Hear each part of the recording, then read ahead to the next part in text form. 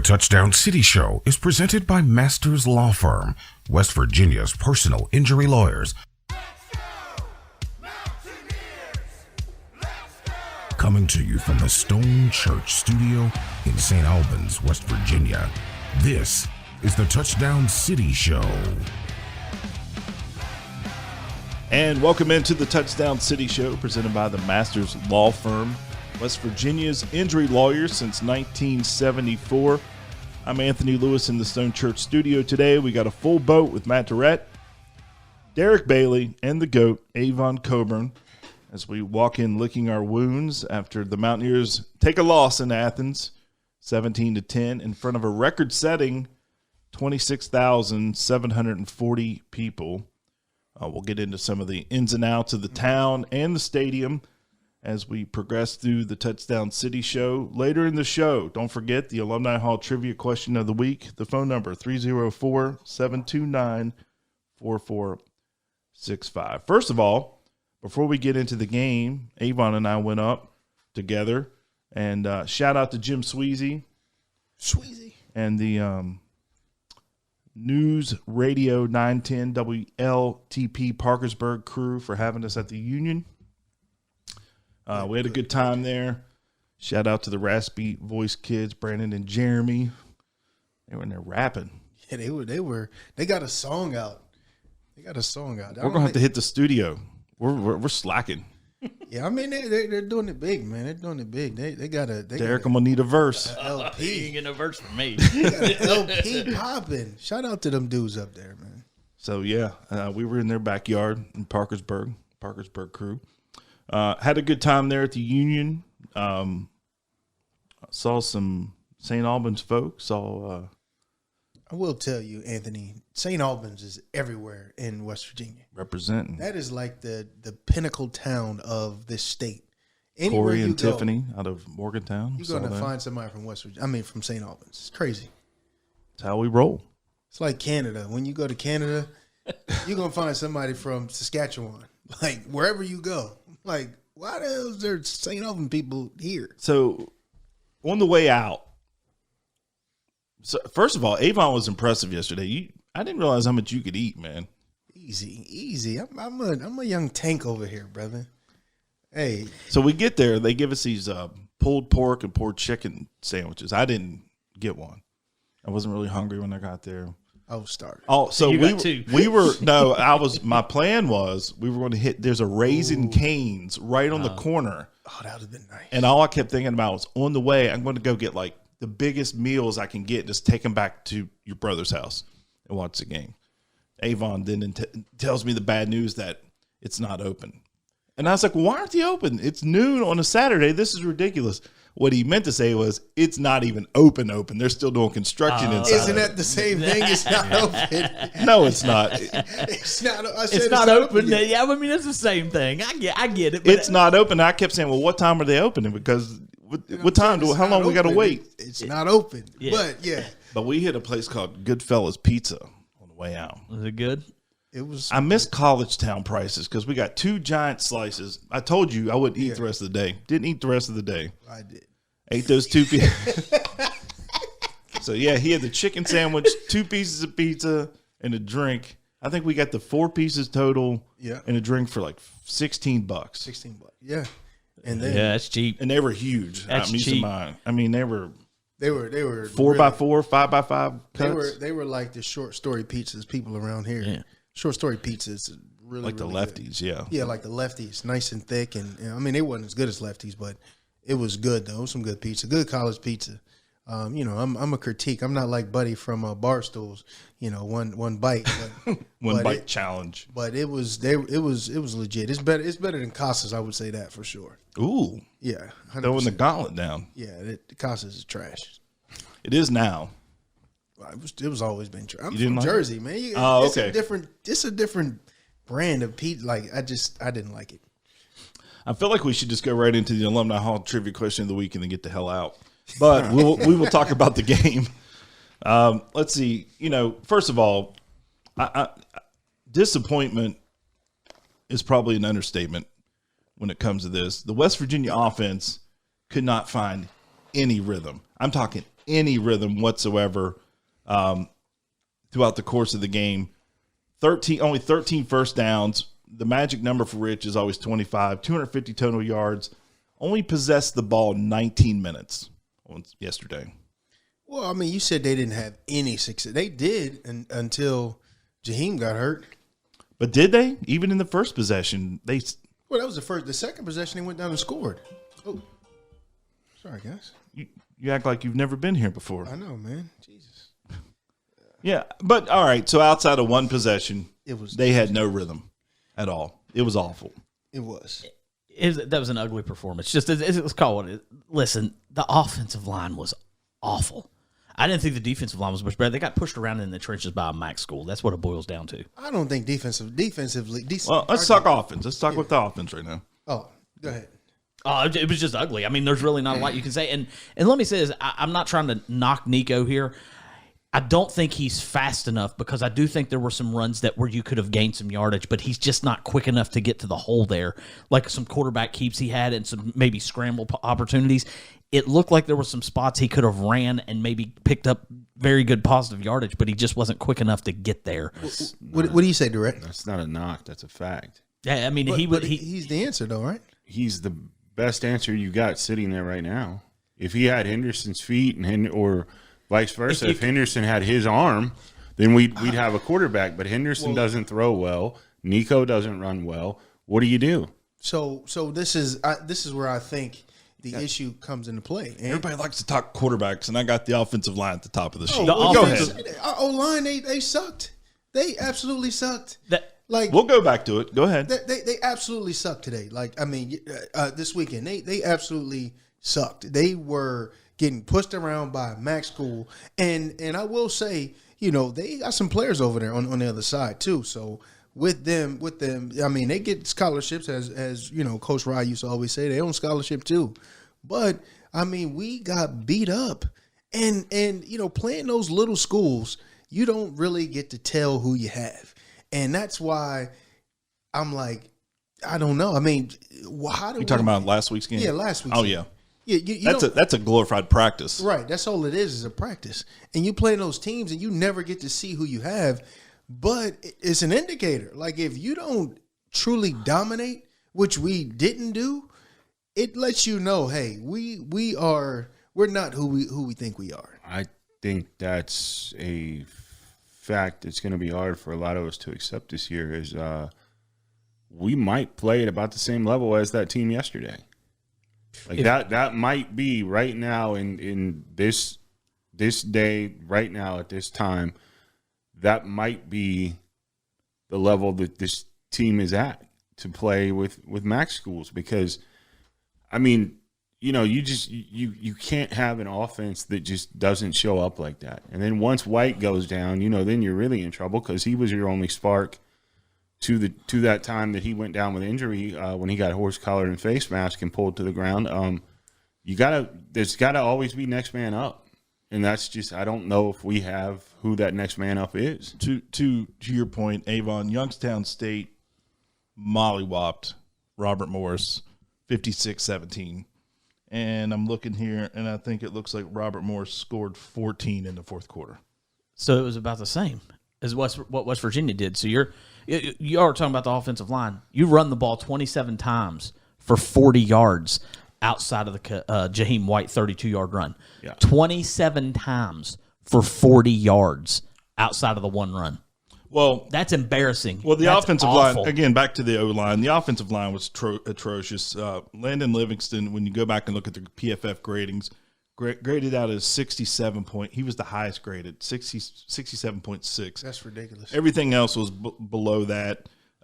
Crawford at 61, Walter Youngbear at 58, and then just down the list. I mean, it was atrocious. I'll spit that out.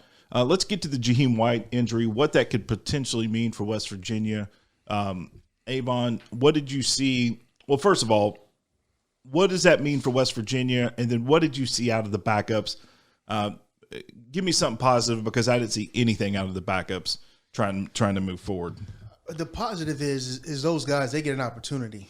They get an opportunity. Other than that, like what they did, I don't see I mean, it wasn't anything to be excited about. And you know what is his name? 23. Not Clay Ash. The other guy. Bowers. Yeah. What's his first name? Sincere. Yeah, Sincere Bowers. We didn't, he didn't really get a chance to get any reps. He had one carry for -1. Right. He didn't get any reps. So, Clay was, he was solid. I mean, he didn't do anything that was spectacular. What? He had 4 carries for 2 yards. I mean, it's not on him though. I mean, it's like not if on there's him. nowhere to run, what do you do? I'm just saying though. What does this mean? I mean, like it's so, trouble. So what that means is we are hopefully going to the transfer portal. You know what I mean, and grabbing somebody that could potentially be that person. But I mean, again, it's different. I will say this: when you get an opportunity to be the man, and you're going to get the reps, things change. Like your mindset changes, your preparation changes. That I'm going to take that in effect to say we could be okay because those guys will have an opportunity to be the man now. So that to me gives them a little bit more preparation time. They're going to get more reps. They can get more comfortable throughout the week. Right now, though, they didn't do anything that was spectacular. Even when they had opportunities, as far as I'm talking Clay, when he caught the passes, I didn't see that he could have did anything that made us say, okay, well, we could be good. I think it felt like the injury just took the sail or the wind out of the sails on the offensive side of the ball and basically forced them to start trying to throw the football, and they just keyed on bringing heat and getting in back there to Nico. And then without the running game, you know how that offense works. If you can't run it, you can't throw it. If you can't throw it, you can't run it. Obviously, hopefully, I've not heard anything. I don't know if you got to reach out to anybody up there to see. I thought about texting some people, but I was hoping they would have some sort of report. But it didn't look good on the horse collar.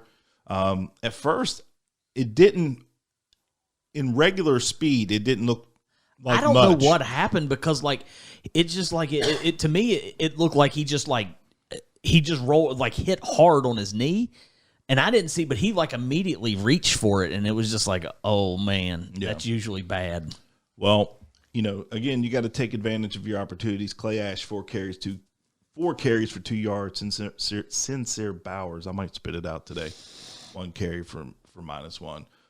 Down to Nico Marchio on the day, 15 to 26. Even at those numbers, I mean, a little misleading, 178 yards. He did throw a pick late in the game. But here's the part that really stands out to me. 11 carries for only 9 yards. Derek, you started to allude to it. He's not, he's up to 230, 232, I think. He's not fat. I just think he's he's not. quarterback. No, there's nothing wrong with his physique or anything. But he's not the guy that's gonna. Everyone, let me say this because I have him in my crew. I hear it. I read it on social media. Everyone thinks that every quarterback Rich Rodriguez is ever going to have in his system is Pat White, or performs like Pat White, or is a running quarterback. Do they work? Yeah, they work. But he's had passers in that system before. And Nico has not shown the ability yet to his escapability. I think Nico's strong suit in the run game is on the quarterback draw. He did run a draw yesterday. I think he picked up 8. But him rolling left, rolling right, and his escapability, if this was a Madden game, his escapability would be a -1. Yeah, he's not. They were just able to pull him down pretty quick. A -1? Yeah, he was not able to get away at all. And, of course, they were on him pretty quick back there. But, 11 carries for 9 yards, that's the part that I think that was missing yesterday, his ability to get out of the pocket and move the chains when the pocket collapsed. So, and, of course, everyone – who's the most popular guy on every football roster? The backup quarterback. So we saw Jalen Henderson to the backup. Well, we saw Jalen Henderson. I don't know what the obsession with Scotty Fox is. I'll be honest with you. I mean, I think he's a good young quarterback. We saw 3 plays from him. But you know what the obsession is one of those plays he took to the house from like 63 yards out. So that's the play that the highlights what everybody remembers, right? So now in everyone's mind, well, he did that on one play. We need to put him in. He's the man. He's the man. He's the man. I'm going back to when we initially had our first. Nico is not the answer, guys. I'm trying to tell you, he's not the answer. And maybe I need to be in player personnel because I can tell when somebody's going to be good or not. Nico did not show me any signs or glimpses of I'm going to be special. I would have put Fox in the game simply for one reason and one reason only. I think he's the future of this team. Like in the future, maybe even next year. But like, take your lumps with him and go. You're not going to win much with that offensive line. And I know everybody's going to say, well, the kid's going to take a beating and everything, and that's fine. But you're going to take your lumps this year. But the thing is you need to have someone ready next year to start the season. And it needs to be, in my opinion, what we've seen of Fox. Looks like he has the most talent, and he looks like he might be the best. But I've not seen it because I've not been to practice, so I can't speak like that. That's fine. I would have given him the opportunity to at least show himself because what we saw from Nico wasn't good enough, and then you put Henderson in, and like Matt said, Henderson can't throw well enough, Nico can't run well enough. Fox might have a combination. I would have tried anything over the weekend. I would have tried anything simply because nothing else was working. Well, and the reason why you don't stick a freshman in there that obviously they don't believe in is because you're only down a touchdown. You're still in the game. It's 17-10. You're in the game, and in the second half, the defense is giving you the opportunity, but you can't get it done. But they did make a quarterback change. And here's Rich talking about that and the reason why he did make the quarterback change for 2 series. The thought process of putting Jalen in and then going back to Nico later. And yeah, just trying to get a spark. Next week's starting quarterback. Yeah, I mean, give me 24 hours first, will you? You know, I don't blame you asking, but you know, I'd try to get a little spark. You know, particularly maybe with some of the quarterback run stuff and. Didn't make, but wasn't Jalen or Nico's fault. It's more mine. So we'll evaluate the film, try to get some, see what went wrong and what we can fix to get better. I will say that he did take a lot of blame in all this. If you guys watched or listened to any of the pressers, as he should, because I mean, ultimately he's making $4 million a year, $5 million, whatever he's making. Like, I mean, you have to do that. And that's going to always keep me when a man's going to be a man. When you're going to lead the way you're supposed to lead and say, hey, this is my show. Because, I mean, he'll tell you, I've run this mother. You know what I mean? A lot of times. So for him not to say that is unbecoming of a leader for me. And I really appreciate the fact that that he did do that. Wouldn't he have to, though? Because if he didn't, then you got a whole nother problem. If he comes in game 2 of his return after a loss to Ohio and starts piling on the players and singling guys out, you think some people think he's a villain now. Good night. I don't associate with those types. Yeah, but I'm just saying, man, that would turn even more people on him quick. They'd be like, he's not even taking any responsibility. He's just blaming the players. So I mean, he almost has to do that. And like Avon said, I think every coach should do that because that is a sign of somebody who's there to lead. He's not just there in the good times. He's there in the bad times too. And he'll take his lumps and move to another day. Critical play. The one play that I really thought was the shot at the comeback was the pass to Cam Fawn down the line, called incomplete, reviewed when they actually showed the review on television, and I went inside. I thought I'll come out and they'll be on the 3 or 4 yard line, and I even came out and was like, what's going on here? What would you guys think about that? I thought it was bull. So watching college football this entire last 2 weeks, I haven't seen any play that was overturned. I don't know why they're not doing it, but I have not seen it. I don't know if in either you have. I think they're making an emphasis of if it's not not clear and clearly overturnable, not something that if it's one of those things that they stepped out and they called them out and it was in, that's probably the only thing that they're going to do. But anything that is like as a ref, that if you can't see it with your naked eye or can't catch it, they're not overturning. Isn't that the point of replay? It is, but I don't know why they're not doing it. I thought it was a catch. I mean, and I'm a WVU fan, so there's a little bit of home. And not to mention the pass interference that came along with it. But all right, we'll let that slide, I guess. No, that's where I was going. Even if it wasn't a catch, it should have been 1st and 10 anyway. Dude had his face mask. He was clearly interfering with him on making the catch long before the ball got there. He had his hands all over his face. And for the BS pass interference calls that they had already made on WVU, they didn't call that one. I mean, they called holding, which you can call holding every play, on West Virginia on a 3rd and goal from the 9-yard line to enable Ohio to score a touchdown. And then if you go back and watch the film, somebody, I don't know who it was on the defensive lines, coming up the middle on their touchdown pass, and they just tackle him. Yeah. It would have been he would have got pressure or maybe even a sack. You can go watch it. I sat there and I said, you have to call that. Like, the officiating in this game was atrocious, I thought. And it's bad in general anyway, but it was atrocious in this game. I don't want to point the fingers at the officials, but I'm going to, because you can't call it one way and not the other. It was bad. He caught the ball, but he was also interfered with. It still should have been 1st and 10 at the 35, and you're down a touchdown. So generally, I would be the guy that says, let's not go down that route, point fingers at officials. But I will agree with you on this one. The officiating was atrocious as well. We'll get into some report cards and positions later, but let's go ahead and grade the officials. I'm going to give them a big fat F because that's a blown call. The next play, there was a pass interference. When we got the ball back, there was a pass. Oh, no, after the Cam Vaughn play, there was another pass interference on the guy going across the middle. He was on his back the whole time, and they didn't call it. That's what I said. I was like, you're calling all these weak pass interferences. Yeah. In my opinion, the one on 24 for WVU, the guy was pulling him from Ohio. It should have been a no call or offensive pass interference. It was bad officiating. They're getting an F from me. It was awful. I mean, I'm not grading the officials. I don't care. We got to make more plays. I don't care about that. I don't disagree with that either. I'm not blaming the officials for the loss at all, but whatsoever. But you have to find a point of consistency and not. They were consistent. They were consistently bad. Well, the entire game. Well, it was terrible. That's fine. But it was on both sides. But I will say, when it comes to.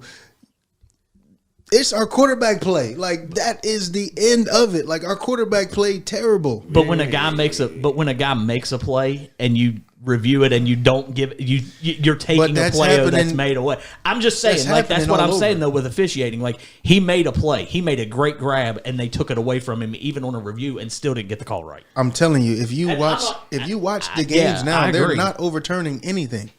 It's hard to say that's all in the quarterback, though, man. He got no time back there. Hey, I put that loss more on the line than the quarterback. I'm not going to grade the officials either. It wasn't good, but I'll say this. The defense gave them 3 chances in the second half to tie it up and to take the lead and to add another touchdown to the lead. Offense couldn't get it done. He's taking the snap. They're in his face right away. It was just a bad day to be on the offensive side of the ball for the Mountaineers because it was not a good performance from anyone on that side of the ball. All right, let's take a break. When we come back, we'll talk a little bit about the defense. And also, too, I want to let you guys know that on September the 20th, we're going to be having the Mountaineers Night Out. I'm actually on the committee for this to benefit the West Virginia Kids Cancer Crusaders along with the Bob Burdette Center in Charleston. Mountaineers Night Out, September 20th, as West Virginia heads to Kansas. It'll be at the Red Carpet Pavilion. Tickets are $50. That includes your food and drinks. Get your tickets at mountaineersnightout.com. We're working on bringing in some special guests for that as well. But a great event supporting great causes in the Charleston area. So when we come back, we'll talk a little bit about the defense. The text line is open. Send your questions or comments to 304-729-4465. Have you been injured at no fault of your own? The Masters Law Firm is on your side and here to help you in your time of need. With decades of experience, our team understands the toll that injuries take on victims and their families, offering both legal expertise and unwavering support. From car accidents to complex injury cases across West Virginia, we've got you covered. Visit our website at themasterslawfirm.com or call us today at 304-342-3106 for a free consultation. Your journey to recovery starts with us. As the game gets faster, stronger, more dynamic, your equipment has to keep up. Introducing the Riddell Axiom, the next evolution in football protection, designed to match the speed and strength of today's athlete. Contact West Virginia Riddell representative Casey Turley at 304-552-5960. 304-552-5960. Gear up, play smart, stay protected. Hey Mountaineer fans, this is Zach Abraham. You're listening to the Touchdown City Show. And welcome back to the Touchdown City Show, presented by the Masters Law Firm, West Virginia's injury lawyers since 1974. I want to do some position grades, but let's do that after. Let's talk a little bit about the defense as advertised, though. And I think we discussed it when we were talking about giving predictions and even getting into it. Parker Navarro, the quarterback for Ohio, was a problem. 22 of 31, 247 yards in the air, only one touchdown. But the difference, again, 18 carries, 87 yards. He did what we needed Nico to do, and he was always finding ways to keep the chains moving. Not to mention that Ohio possessed the ball for 40 minutes. Yeah. We were running tempo, couldn't get anything going. I mean, some of our possessions were 47 seconds. Under a minute, multiple times, 3 and out, 3 and out, 3 and out, which led to Ohio possessing the ball for 40 minutes. First of all, I got to give a shout out to Zach Alley. They were having some trouble with him in the first half, but the offense wasn't helping. But in the second half, a shutout, and then caused three turnovers, 3 interceptions, back to back to back. But Parker Navarro was, as advertised, was tough. Was an issue. He was a stud. Like I will say that, watching him, I really wish we had. I mean, he is probably not as good as the quarterback I would like to have, but he was moving the chains. He's moving the chains, and that's what we want in this offense. I mean, we're looking for first downs. We're looking to get first downs, and this guy got first downs. And going back to talking about us being on the field for 47 seconds offensively, I mean, it can hurt you. It can hurt you, especially when, you're going so fast the defense gets no rest. And, Zach Alley, I'll give him kudos. But we need better guys. I'm gonna be honest with you guys. We ran zone probably 94% of the time, and we cannot play zone you're predictable. Now you're trying to find a hole, and even when we're in zone, Parker Navarro is still running on us. When you got your eyes towards him, he still we need more guys. I mean, the defense, I thought, was very good in the second half. He adjusted at halftime. He made some adjustments. He did well in the second half. They forced 3 turnovers. Ohio U didn't score a point. They had, I think, 280 yards at halftime. They only had about 130, 140 in the second half. But in the first half, the first possession for Ohio, or second, I can't remember which one it was, WVU had them backed up on like a 3rd and 7 from their own 9-yard line and gave up a 3rd and long conversion. You can't do that. You have to get them to punt zone out of their end zones. And yet you're talking about zone or whatever. It doesn't matter. You have to find a way to get off the field on 3rd down. We had talked about it last week. Overall, though, I mean, the defense in the second half couldn't have done any more than they did. You're getting left out there the whole game. You're making plays. You've got 3 turnovers. At some point, the offense has to move the football. I mean, there were times when WVU went pass, 3 and out, and it felt like they were on the field for 15 seconds. And Anthony said 47 seconds were some of the possessions. So I mean, I don't know what you can do more as a defense than the way they played in the second half. The adjustments at halftime worked well. He got some pressure on the quarterback. They sacked him a few times in the second half, and they forced 3 turnovers. That was a great second half. The first half wasn't very good. They gave up a ton of yards. See, I think the defense played all right. I mean, I think you can't put that on the defense. And then you lose a guy like Reed Carrico. You know, you have somebody step in there and play for him. So you're playing down a couple guys anyway. And then to give the offense the 3 turnovers in the second half, all in very good field position that you should take advantage of to at least, you know, move up, hit a chip shot field goal or something. But I don't know, man. It's still early. You know, a lot of these guys, you still don't necessarily know all of them. You're not really sure what they're capable of and the things like that. But I don't put that game on the defense yesterday. I think they did enough to win easily in that game yesterday. Was it a great performance? No, but you did enough to win. And you're not always going to have your best week in and week out. You got to find ways to win, and the defense did enough yesterday and gave them enough opportunities. The offense really let us down yesterday, more so the offensive line. One thing on the defense, I thought that when they were getting pressure on the quarterback, there were several times they went in there and they whiffed. Right. He would make a nice little move or a nice cut. They got to kind of have more control under there when you're. I'm sure their eyes are that big, wanting to kill somebody, but you know. It's tough to do that, but you've got to make sure you wrap up and get the tackle if you're getting pressure on the quarterback or force a bad throw, something like that. You got to do that. You can't just get. I mean, they were getting juked bad sometimes. I'm not fully going to blame them for that. I'm going to probably say that Parker. He was making good moves. Navarro, yeah. He's elusive. Yeah, he's very elusive player. Yeah, I mean, but could you imagine somebody sitting back like, when you get back there on that Harris kid, you got to bring him down. I'm just saying, if you get your hands on him, you got to make sure you wrap him up. That's basically what I'm saying. Because there was a couple times they could have. A lot of times they even had their hands on him. He just made a move. Yeah, there was a couple times he made a move and just got around him. Yeah, he was smooth. As advertised, I'm curious to see what they do against Ohio State next week. I don't think they're going to go the shoe and win, but I'll just be curious to see how he performs against a team like Ohio State. They won 10 last year. Ohio U did. They won 10 games last year. So one thing that I do say we didn't have a whole lot of without us sending pressure. Our 4 men could not get back there at all. Like our down linemen could not put any pressure on the quarterback without us sending an extra guy.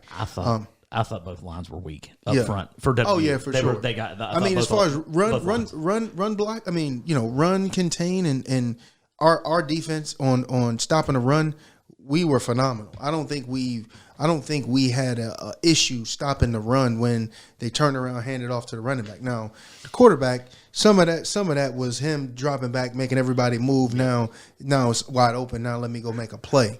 But I don't think we did well enough pressuring a quarterback on passing situations to, you know, make the pocket tighter and make him kind of make a play. He, you know, it was lanes in there that he just was like, okay, I'm gonna drop back. I'm gonna run right here between these two guys right here. And Absolutely. I will say though, I did like the play of Fred Perry. He ended up with 9 tackles, 2 tackles for loss, and a sack. Chase Wilson, the transfer from I believe Wyoming. Played well. And again, Zach Alley's defense was, the first half, you're still trying to feel those guys out. They did stuff the run.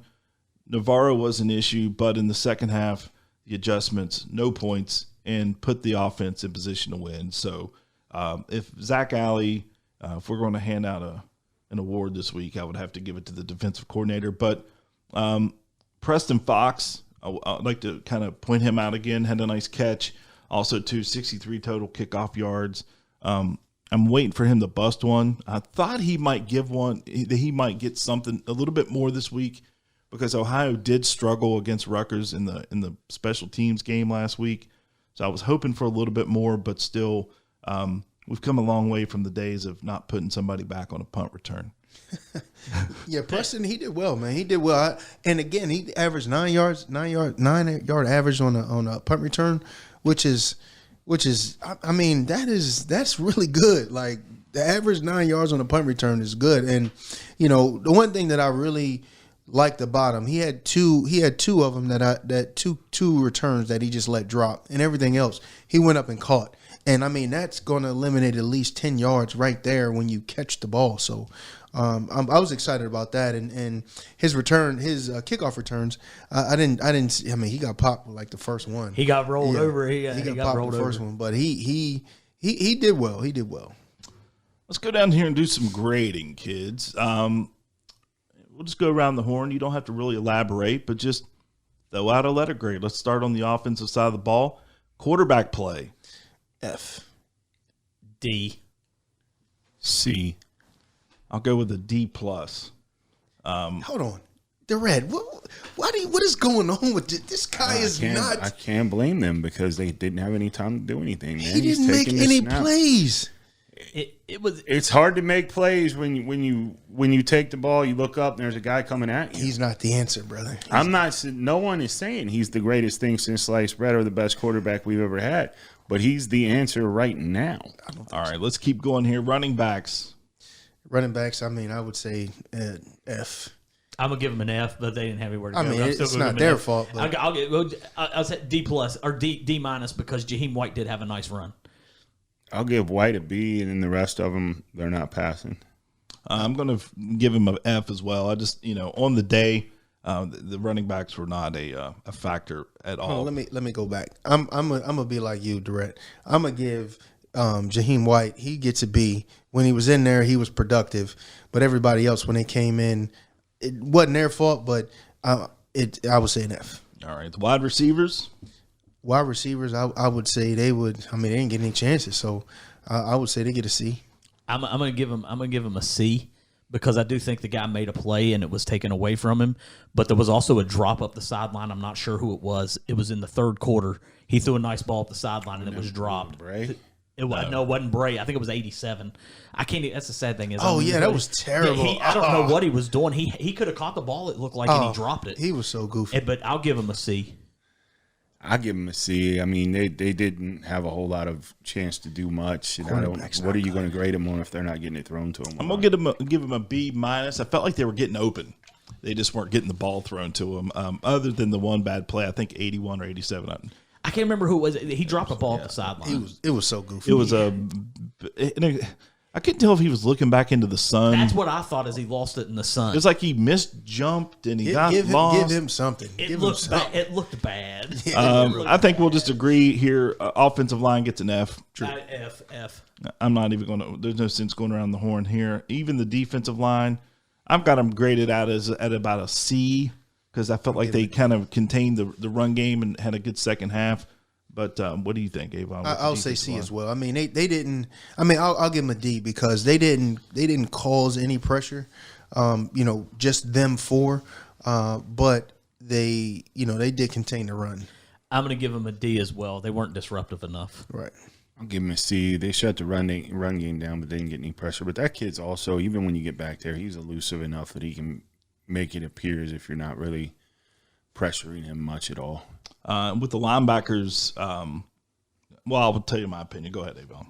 Linebackers, I mean, they didn't. I mean, they have all the sacks, so I'll give them a B plus. I'm gonna give the linebackers a C. I thought they missed a couple tackles, but they did have some sacks. They made some nice plays, but they made some bad plays too. I'll give them a C.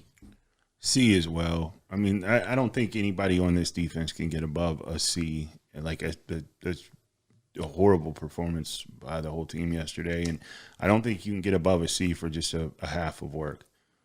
I'm going to give them a C. I thought in the first half they missed too many tackles. In the second half they played better. Then the secondary, pretty much the same. In the second half they were much better. First half, I just thought they were better in the second half than the first half. Then overall, the coaching.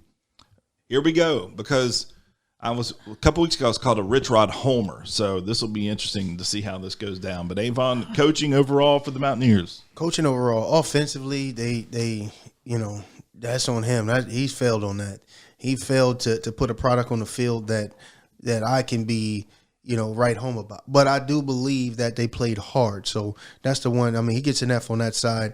Defensively, I mean, I hate to give him anything other than a B.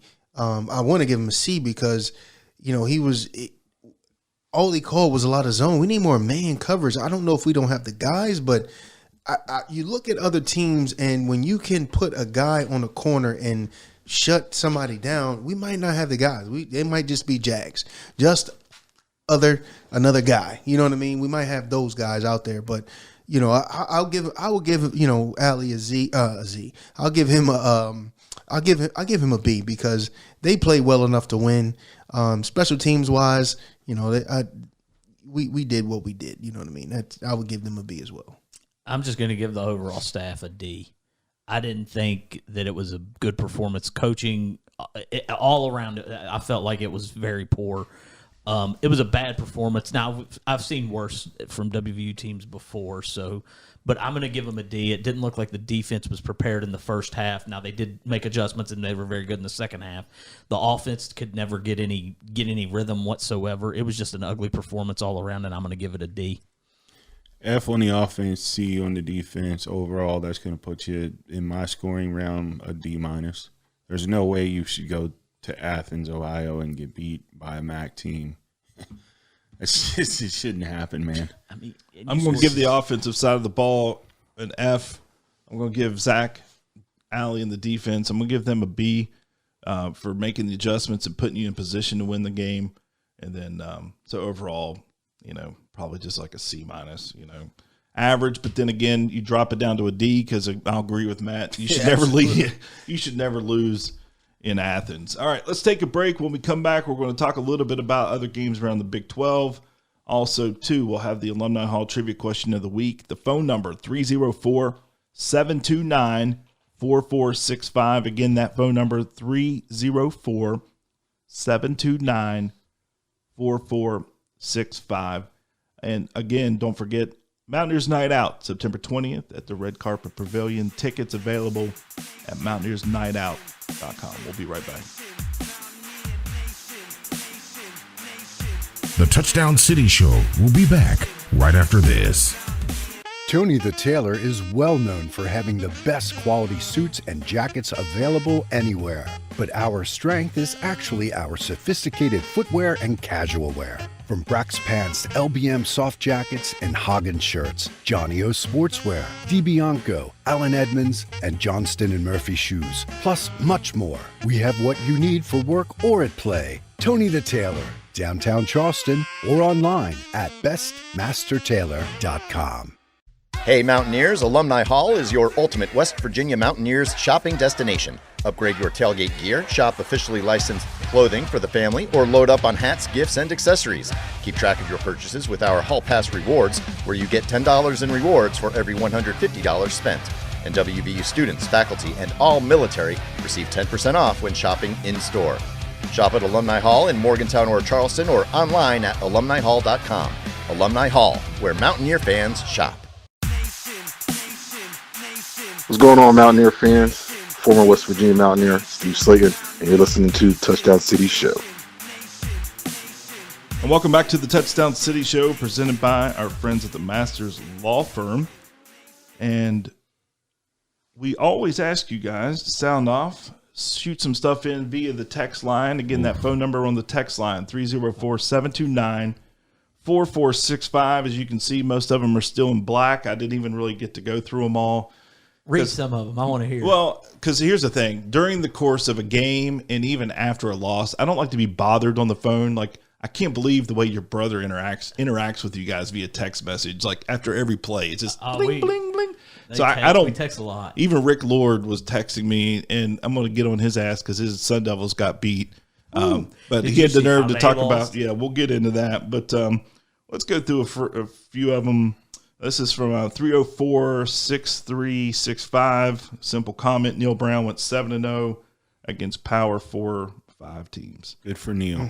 Let's see. I don't think I need to sit and think about this one before I text. I know that I was quite possibly the worst. That was quite possibly the worst offensive game I've seen since becoming a fan. The defense absolutely did enough to put us in position to win. And honestly, the offense was mainly shit today because the O-line was trash. From Mike in Garden City, South Carolina. Mike, we on the same page. Shout out to you, brother. Mike must have forgot the Maryland game in like 2014 though. Oh, that was awful. You to be honest with you, you're the only one to remember that game from 2014. Oh no, that was in Baltimore. They got absolutely annihilated. It was like 33-0. It rained the whole game. We had like 112 yards of offense. We put up a bunch of yards, but we just couldn't get in the end zone. It was an ugly performance. From 304, 4,600, the O-line is trash. Play calling me reminded me of Neil Brown. We're worse than Rutgers. Oh. Jeez. Man, damn. Could have gone without saying that. Is that where we've landed? Well, you mentioned Ohio playing Ohio State this coming weekend. That'll be a good barometer, like measuring stick about where West Virginia stacks up nationally. I mean, seriously. Yeah. Here we go from the 304-8787. I think everyone should appreciate that everyone went out there and tried their best and had a good time. Let us know your address, and we'll send you a participation trophy, too. We don't play for those. Does Neil listen to the show? It did come from a 304 number. Let's see. This one's kind of long. 304-5535. Who was playing offensive line for us? Did we leave the starting five in Morgantown? Did the buses stop for fuel in Parkersburg and leave them behind? Miserable performance on offense all the way around. Apparently another miserable year for WVU football inbound. Not much you can say to justify a loss to a MAC team. Not to discredit Ohio, but damn, that was the most soft-edge shit I've ever seen. Soft edge. They got pushed around, man. It was very concerning. It was very concerning. And one thing I will say is callers, just give us a name because I would love to refer to you by name. Well, I'll get to that. Rich Rod and the gang better get it together quickly because we're on the fast track to a brutal season. P.S. I love the show. Signed, a displaced ear in Port Isabel, Texas. 304-5535. Yeah, I need to read the bottom of these before. Let's see. No name on this one. Let's see. 304-7676. Am I disappointed by the loss? Of course, but when you have 81 new players because Neil Brown left a steaming pile of, looks like that's a big turd, much like Nealon did when he retired, I expect a rough year in number one. But Rich started off 3-8 in his first tenure here, and it worked itself out in the end. Nealon left the cupboard full. We won a bowl game the year before, and everybody came back. I was telling Ant this the other day. Like, that's a Rich Rod trying to put a square peg in a round hole. The offensive line was too small that first year, his first tenure. Touched the nerve here. Hold on. We went to a bowl game. No. What I'm saying is, do you not remember the offensive line? He had them get they lost a bunch of weight, and they were like 275. It felt like, and they got pushed around. But I will say the cupboard is what he makes it, and for us to I'm blaming Rich Rod because you can pay players. Like, I mean, you can go get who you want to get, and we were able to get some players, and they're not performing. I'm never coming out with like a hashtag name if I'm coaching a team because that hard edge, just everybody's soft edge and hard edge. I don't think that I think they played hard. I think they did as well. I didn't ever look at them and go, man, they're getting pushed around. I felt like they were fighting all the way through the end of the game. Even on the last possession, you felt like you had, all right, they might be able to hit something here and score. In the past, and I hate to keep referring to the last 6 years, but I mean, there were times you just felt like once you were down a touchdown, it was over. Here's what was good about yesterday, or I noticed that about myself yesterday. I was actually pissed off. I haven't been pissed off at a Mountaineer football game in a long time, but I was actually pissed. Now, I wasn't to the level when I was like 24 years old, but I was pissed off, watching the game, watching it unfold. I actually got a little bit mad, which hadn't happened in a while. Like, I was like, because I actually cared if they won or lost. I was like, man, this feels good, but it felt good to care, but sucked to lose. But it's also one of those things where you expect more from him as a coach. You expect a better product. Yes, absolutely. You've seen it at its highest level, and you know what it can be like, and you expect him to be able to pull like an Arizona State or an Indiana move and come in and just plug it in and make it work. And then when you go on the road and lose to that team at their place, it's embarrassing and it's upsetting, and it's unfortunate that it happened, but it happened. It's a 12-game season. Put it behind you and move on. All right, from the 304-65 or 6250. Why do I care? Why do I care so much that this freaking game seems to have ruined my weekend? It's a game. It's game. Just go beat Pitt. Yeah, I kind of feel that way too. Oh, here's your neighbor. Here's Greg from Sun Valley, or the guy that bought your house. All right. Let's see. That O-line wouldn't start for St. Albans. Ouch. That's rough. They gave up. They had minus 85 yards Friday night. They looked awful. I know most people are going to say the QB problem, but it won't matter. Won't matter with these dudes. They couldn't block my out of shape fat ass. Hopefully they get it together. It's going to be a really long season. And that punk ass bitch horse collar Jaheim. All right, here we go. Yeah, that hurts. Yeah, I'm with you, brother. Yeah, Suncrest. But that's the thing. We've talked about the offensive and defensive lines for 6 years on this show. It's where the games are won and lost, and it was. But I mean, when Jaheim was in the game, they played well. I mean, he made them look good. I mean, he was averaging. I think losing him. That hurt. It's a killer. I mean, he was averaging 5-6 yards a carry. I mean, and then when he broke the run, he was back up to like 9 yards a carry. So, you know, I mean, when you got a difference maker, he's going to find a way to make a play. And like I said, we don't have one at quarterback, Matthew, because you never said we. Yes, you did. You said I said that's the best Nico. that we have now. The ones that we have now, I'd rather my quarterback be able to throw than to run. How bad was Henderson's ball where he had the guy wide open downfield and it was nowhere near him? I'm not saying he's the guy. Okay, then what do? You got to play one of them. Somebody's got to start. Which one are you going to play? So what is his name? Max Brown? Where's he at? Here's the thing. I hate speculating about a lot of backups because I've not been to a practice. That's the thing. They're going to play what they see in practice. Yeah. And I can't go off of 3 plays from Scotty Fox against Robert Morris, and I can't go off of. You know what I mean? Just tried anything. I'd have just. Not down anything. 7. You don't just try anything. Yeah. If it was 38-3, I could try anything, but not when you're still in the game. I want the best guy that's going to be a shot to win. And we'll just do this last one here. 6-8-1, 89-15. Disappointing game. Offensive line looked really bad. Defense wasn't that bad. I think Avon might be right about Nico. Yes, not feeling optimistic about the Pitt game. Don't give him reasons. Hey, I'm trying to tell you. Over that. No, he said that for a reason because I'm going to direct this comment right back at you. You're coming he is not the guy, and you're like you swore by him 2 days ago or 2 weeks ago. You were like, oh, he should be. No, he's not. Like, go a different direction. Your interpretation of the guy, I think, is you think it's a franchise quarterback. I'm telling you, he's the guy on this team because he's the best. So we need to do some research. Avon. Absolutely, we need to get in touch with our guys up there and get some intel about some things that we can.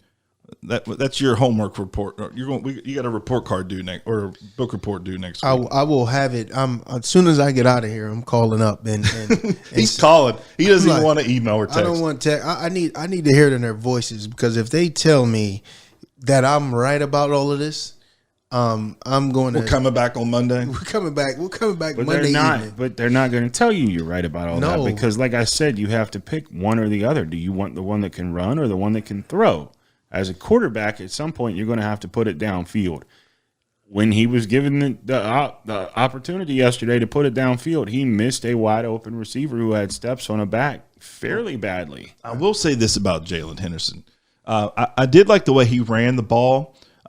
The one play where he ran up and delivered the blow. Yeah, he could have. I don't know why he didn't juke. Why didn't he zig or zag? Because he's 220 and he was like, I'm going to punish you. And I'm going to try to run you over instead of I was like, we said the same thing. I was like, man, if he would have made a move and went upfield, he might have scored. He probably would have scored. That Josh Allen mentality. All right, the Alumni Hall trivia question of the week. The number 304-729-4465. And this week's question: in 1994. WV was down to Pitt 41-40 with 38 seconds to go on the clock.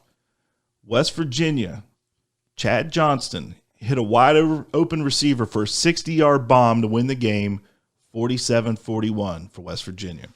Who was the receiver that caught the game-winning touchdown in 1994?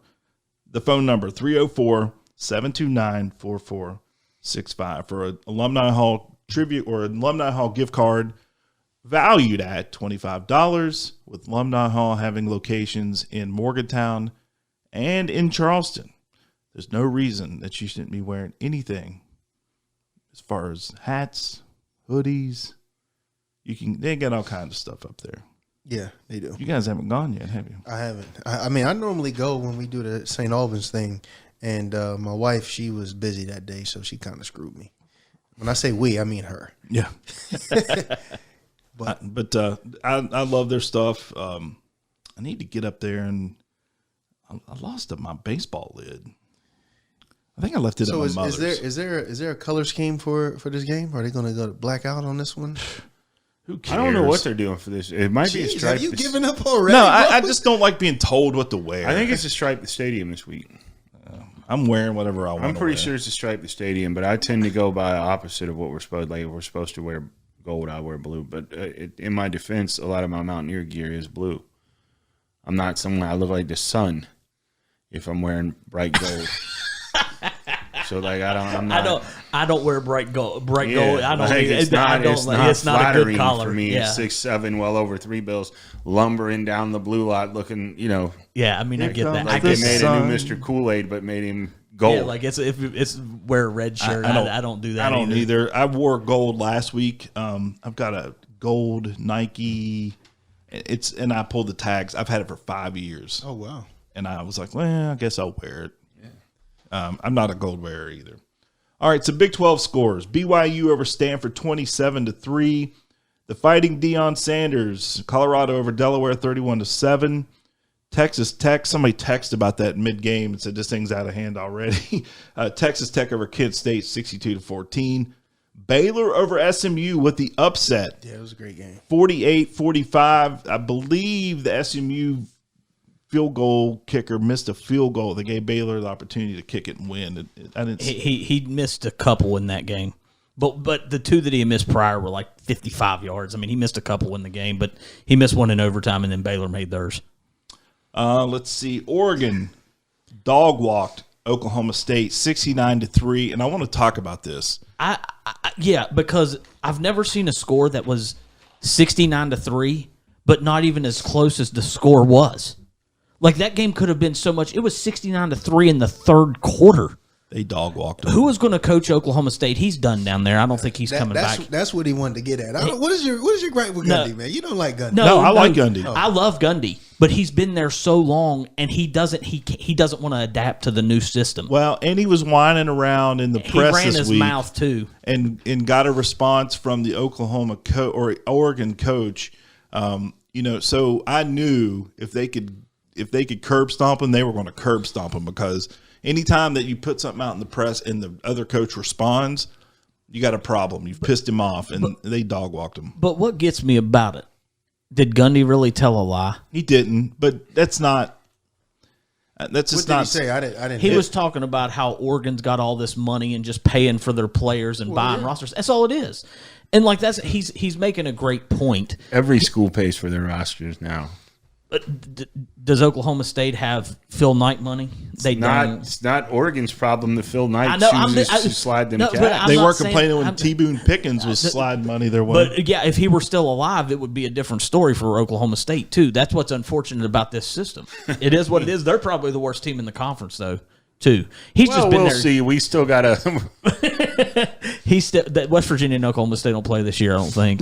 But the thing is, though, with Oklahoma State is he's just been there too long. He's been there way too long. I mean, you've been there 20. It's like his 22nd, 23rd season. This is like going to be year number 4 of them being bad. They've not had. They haven't been good in years. They haven't had a 7, 8, 9 win season. Yeah, they've been bad. Like last year, the last game of the year, I think Colorado beat them like 52-0, and they sacked Sanders like 8 times in that game, and still lost 52-0. The shocker for me over the weekend was Army over K-State. Yes, that was a phenomenal. And Army destroyed K-State, like physically. They had the ball the whole second half.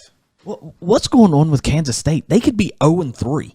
Like, they could have lost. Now, granted, they won the second game by a field goal, but like they haven't been blown out or anything. But like I expected so much more out of them, and now here they are. in trouble early. I mean, they're in major trouble. I will say their quarterback is a stud. I mean, if we had him, we would win every game. But I couldn't believe they lost to Army and scored late to beat North Dakota the week before. Army was running that rock, man. I mean, think about it.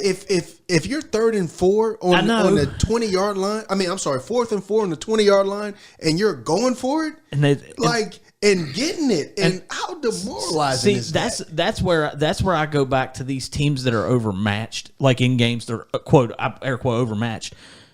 Run the football and shorten the game. The service academies hang around in these games because they can take one drive that goes 80 yards. It can take 13 minutes. Well, here's case in point, 332 yards total offense, 237 yards on the ground, possessed the ball 40 minutes, ended up with 20 first downs compared to K-State only having 13 first downs and possessing the ball 19 minutes. I'm telling you, that game, I watched that game, and I was so impressed by Army. And also the quarterback from K-State. That quarterback is going – he might be a first-round draft pick. What amazes me is Army lost to Tarleton State last week. And then they come out and beat Kansas State this week. It's crazy, and it's just crazy. Iowa State over Iowa. We watched that in Athens. Rocco Beck threw 2 touchdowns, but we kept talking about it. They kept kicking field goals, and I said if they don't score touchdowns, they're going to lose because Iowa likes to drag you into the mud and beat you 3-2. And I think they've probably done it before recently. That has to be the ugliest game of the year every single year. Sure. But I freaking love it. And that's the first time Iowa State's beat them at home since 2011. That's crazy. But yeah, it's a good win for Iowa State. Iowa State's 3-0. Here they go. I think they're looking like one of the contenders in the Big 12 here. All right, because I want to get into some other things. We'll skip these, but I do want to point out that Clemson knocked off Troy, but West Virginia's former quarterback Goose Crowder. He was 19-31. He threw for 223 yards. He threw 3 picks against Clemson. He started off tough. Then they were up 16-0. He threw a pick in the third quarter when it was 16-3 or 16-10, and it was a bad interception. But they were up 16-0 in that ball game early. And of course, South Florida over Florida, 18-16. Automatica, Grammatica, 20-yard field goal to win it. Nico Grammatica put them away with no time on the clock. They play they play Miami, Florida next. South Florida does. Here's the question I have. Shouldn't they be ranked? I mean, we talk about preseason rankings. Shouldn't they be ranked like number 15? Yes. They beat ranked Boise State. They beat ranked Florida. They jump these SEC teams, and when they beat one team, they jump them up like 10 spots. South Florida should be ranked in the top 15 in the country going into Miami. All right. Well, listen, unfortunately, this could be the last pit game for a while until they get them back on the schedule. But I like doing this every year, like asking you guys, when you think back over all the years, I've been paying a lot of attention to WVU football since about 87. And my memories go back to about 84, but I go back to about 87, like paying close attention. But I want to ask you guys, what is your favorite pit memory? Avon, I know yours probably goes back to about 98, 97 maybe, but before that, you probably weren't paying much attention. But since then, what's been one of your favorite pit memories? I would say one of my favorites is, and I think I'm probably going to steal somebody's, but after I saw it and watching Pat White go, wow. Oh, yeah. I was on the road. That is hilarious. And then also my when we played my last pit game that I played in not Three Rivers, but the Heinz Field. I don't know what they call it now, but just seeing Rasheed go crazy and all my Pittsburgh boys, Rasheed and Phil Braxton go crazy in that game. That was pretty fun. 94 is always going to stand out to me. That was hilarious. I mean, it was not funny at the time, but it ended up being okay. But I'm also going to say 96, I believe it was, when Amos took the ball 69 yards on his first collegiate carry. I love that. I love watching that. That's my two. Those two are always standing out to me.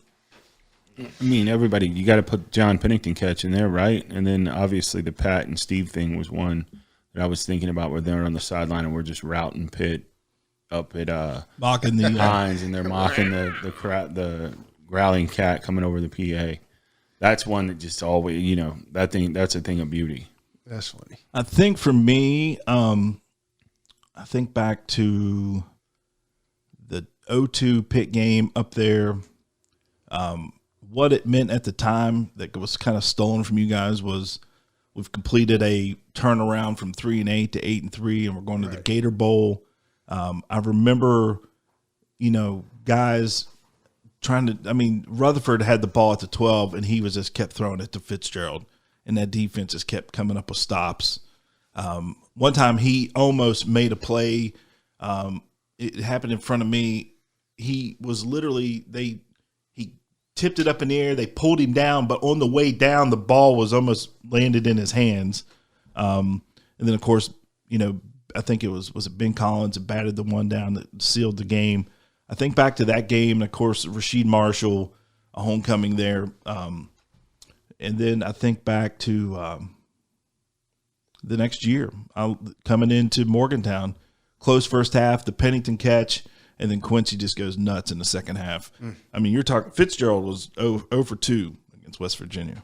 Yeah, no, I mean that whole, I don't know, it was just felt so good because knowing that the Pittsburgh boys got a homecoming and really play well, that was mine. I love that a lot. They cheated us the next time up there, though. Remember, he dropped the ball over the middle.